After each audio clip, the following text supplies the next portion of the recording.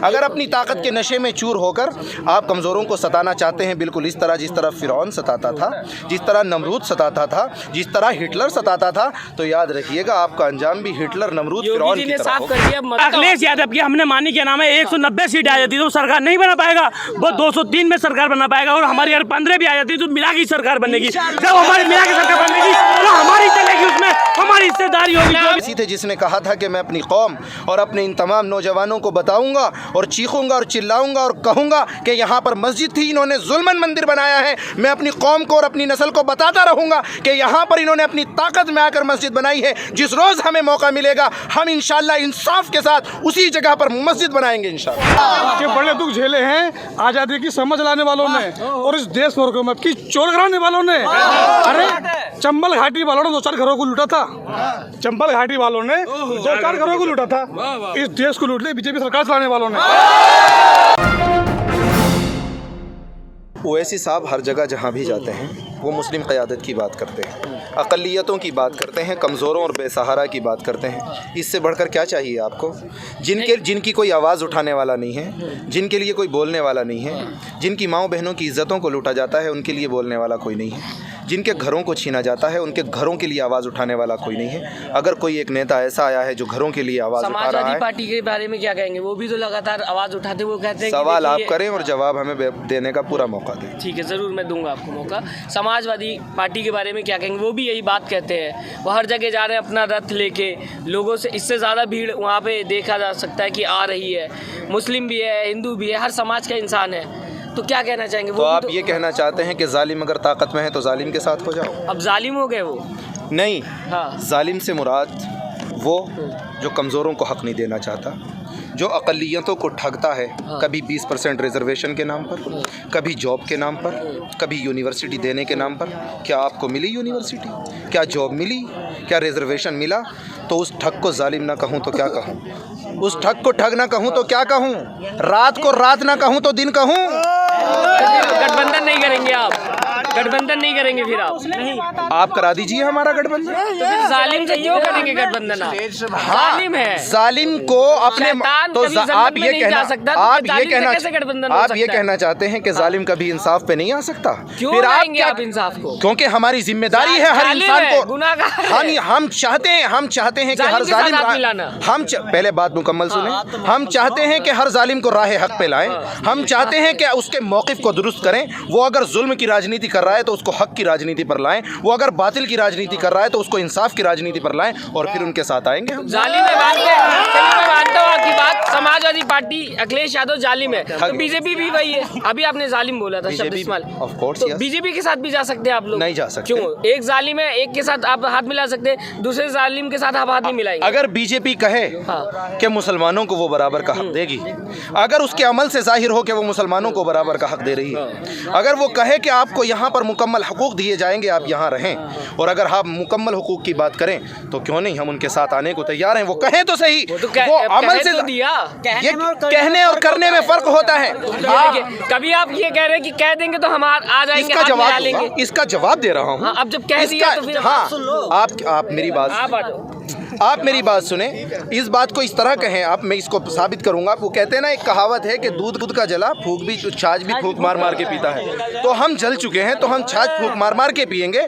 आप जब कहते हैं सबका साथ सबका विकास और NRC और CA के एहतजाज में आप गोलियां चलवा देंगे, हमारे नौजवानों को जान से मार, पहले बात सुने, हमारे नौजवानों को जान से मार देंगे आप, उनको गोलियां चलवा देंगे, और दूसरी तरफ किसान आंदोलन होगा तो आप अपनी पुलिस को वहाँ से भी बुला लेंगे कि हंगामा ना हो। यह है सबका साथ सबका विकास। इस सबके साथ सबका विकास की बात करते हैं। क्या हमारा संविधान ये कहता है कि एक ख़ास कम्युनिटी पर जुल्म किया जाए और दूसरी ख़ास कम्युनिटी को पूरे हक दिए जाएं?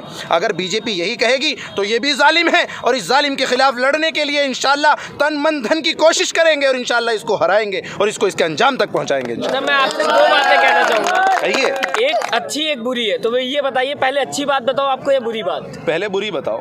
सबसे पहले मैं आपको ये बताना चाहूँगा, अभी बीजेपी की रैली हुई, बीजेपी की रैली में उन्होंने साफ मथुरा के ऊपर टारगेट किया है।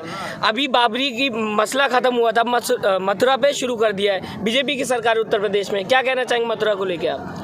मैं ये कहना चाहूँगा कि आप अगर अपनी ताकत के नशे में चूर होकर किसी कमज़ोर को उसकी कमज़ोरी का एहसास दिलाकर उसके हुकूक को दबाना चाहते हैं तो एक आवाज़ अल्लाह रब्बुल इज़्ज़त की भी है, एक आवाज़, एक बदला लेने वाली आवाज़, और बदला लेने की लाठी अल्लाह की भी है, उसकी लाठी में आवाज़ नहीं होती, और वो आवाज़ और वो लाठी इंशाअल्लाह आपसे बदला लेगी। अगर अपनी ताकत के नशे में चूर होकर आप कमज़ोरों को सताना चाहते हैं, बिल्कुल इस तरह जिस तरह फ़िरौन सताता था, जिस तरह नमरूद सताता था, जिस तरह हिटलर सताता था, तो याद रखिएगा आपका अंजाम भी हिटलर, नमरूद, फ़िरौन की तरह साफ होगा। कर दिया मथुरा पे निशाना है योगी जी का। हाँ, तो फिर कहाँ है वो? क्या ओवैसी साहब ने अभी तो कहीं पे भी नहीं बोला मथुरा को लेके। हाँ। लगातार योगी जी टारगेट कर रहे हैं। क्यों आप भूल गए हैं कि जब बाबरी मस्जिद का फैसला आया तो वही शख्स ओवैसी थे जिसने कहा था कि मैं अपनी कौम और अपने इन तमाम नौजवानों को बताऊंगा और चीखूंगा और चिल्लाऊंगा और कहूंगा कि यहाँ पर मस्जिद थी, इन्होंने जुल्मन मंदिर बनाया है। मैं अपनी कौम को और अपनी नस्ल को बताता रहूंगा कि यहाँ पर इन्होंने अपनी ताकत में आकर मस्जिद बनाई है। जिस रोज़ हमें मौका मिलेगा हम इंशाअल्लाह इंसाफ के साथ उसी जगह पर मस्जिद बनाएंगे इंशाअल्लाह। समाजवादी पार्टी भी मथुरा को लेकर लगातार लोगों के बीच जा रही है, कहीं ना कहीं मुद्दा बन चुका है हिंदू वोट पाने के लिए। अभी तक अयोध्या था, अब मथुरा की तरफ जा रहे हैं। समाजवादी पार्टी को आप लोग कुछ नहीं बोलते? समाजवादी पार्टी को नहीं बोलते हम। समाजवादी पार्टी को हम वास्ता देते हैं उनको, उन तमाम वोटों का जो हमने 4 बार उनको चीफ मिनिस्टर बनाया है।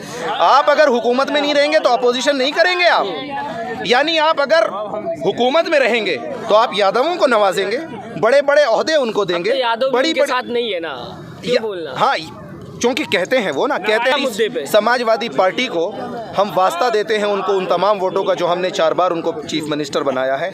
आप अगर हुकूमत में नहीं रहेंगे तो अपोजिशन नहीं करेंगे आप, यानी आप अगर हुकूमत में रहेंगे तो आप यादवों को नवाजेंगे, बड़े बड़े ओहदे उनको देंगे। यादव बड़ी के साथ नहीं है ना, क्यों बोलना? हाँ, क्योंकि कहते हैं वो ना, कहते हैं ना कि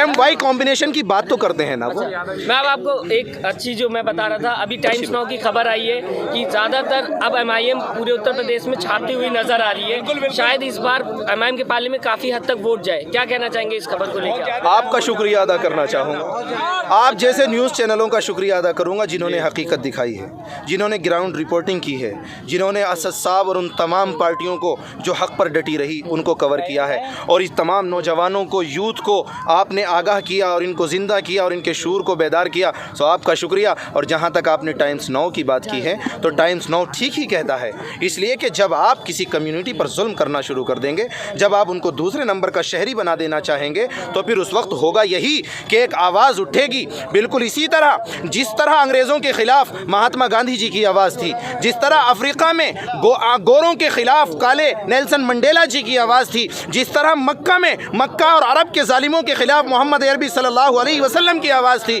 बिल्कुल इसी तरह एक आवाज़ उठेगी और वो आपका सत्यानाश करेगी और आपको कैफरे किरदार तक पहुंचाएगी। तो बाकी लोगों से भी बात करूंगा। क्या कह रहे थे आप? युवा है आप, लगातार ओवैसी साहब की स्पीच सुनी आपने, जोश आया आपके अंदर? बिल्कुल आया, जोश आया आप लोगों के अंदर?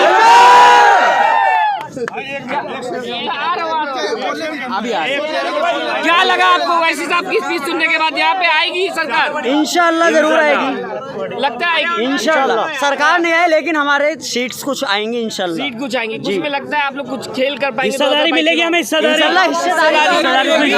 किस चीज की? इस चीज की मिलेगी, सुनिए इस चीज की हिस्सेदारी मिलेगी हमें, इस चीज की। और अखिलेश यादव की हमने मानी क्या नाम है 190 सीट आ जाती तो सरकार नहीं बना पाएगा, वो 203 में सरकार बना पाएगा, और हमारी यार 15 भी आ जाती तो मिला की सरकार बनेगी। जब हमारी मिला की सरकार बनेगी तो हमारी चलेगी, उसमें हमारी हिस्सेदारी होगी, जो भी हमें खेलने देंगे। खेलने के हम हिस्सेदार मिलेंगे ना, जब हमें दोनों में बराबर होगी। अरे जब उसकी 190 आ गई, हमारी 15 आ गई तो सरकार बन गई, नहीं बन गई? सरकार बनी नहीं, 190 भी आ गई तो हमारा क्या है उसमें? अगले यार 190 भी आ गई और हमारी 15 भी आ गई तो हमारी हिस्सेदारी के बिना सरकार नहीं बना पाएगा। वो 15 में क्या कर लेंगे? हम जब हिस्सेदारी मिलेगी हम डिप्टी सीएम बनेंगे उसमें, हम सीएम 15 अरे बनेंगे क्यों नहीं? जब वहीं से तो सरकार नहीं बनेगी।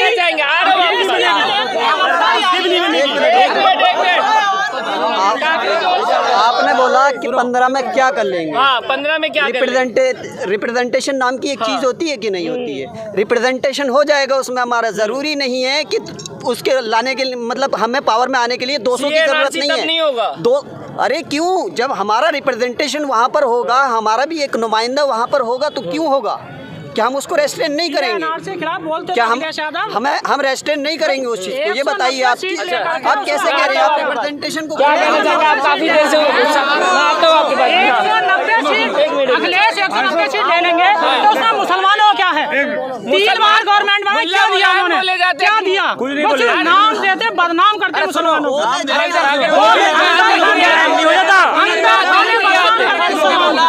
अगर 15 सीट एमआई लाती है तो कम से कम वो हमारी तो है, हमारी पहचान तो है कि हमारी है। अखिलेश को अगर हम 200 भी दे दें तो हमारी पहचान नहीं। पहले किसको वोट दिया? पहचान नहीं, समाजवादी को देते हैं। एक बार अब तो हम अगर यहाँ ओवैसी भी नहीं आते, कोई नहीं आता, तो भी हम पतंग को ही वोट करते हैं। मुसलमानों को भड़काने का काम करते हो, भड़काने का नहीं करते। बीजेपी बीजेपी कितने भड़काऊ भाषण दे रही, कितना बोल रही है वो? उन्हें जवाब कौन देवे जवाब उन्हें? जिसके ऊपर जुल्म कर रहे हैं तो जवाब हम ही तो देंगे उन्हें। हमारा भाई देगा, वो वैसे हमारे भाई हैं, वो जवाब देंगे उनके। लाल पहन के आए हैं, लाल से मोदी जी बोलते खतरा है। ओनली एक शेर बोलूंगा, जरूर जरूर, कि बड़े दुख झेले हैं आज़ादी की समझ लाने वालों ने, कि बड़े दुख झेले हैं आज़ादी की समझ लाने वालों ने, और इस देश को हुकूमत की चोर कराने वालों ने। अरे चंबल घाटी वालों ने 2-4 घरों को लूटा था। चंबल घाटी वालों ने 2-4 घरों को लूटा था। इस देश को लूट ले बीजेपी सरकार चलाने वालों ने। लाल पहन के आए समाजवादी के। भाई साहब हम अब तक थे अब नहीं चलेगी। वैसी साहब कारगर होगी, वैसी उन्होंने जो बात बोली है, एक हक बात बोली।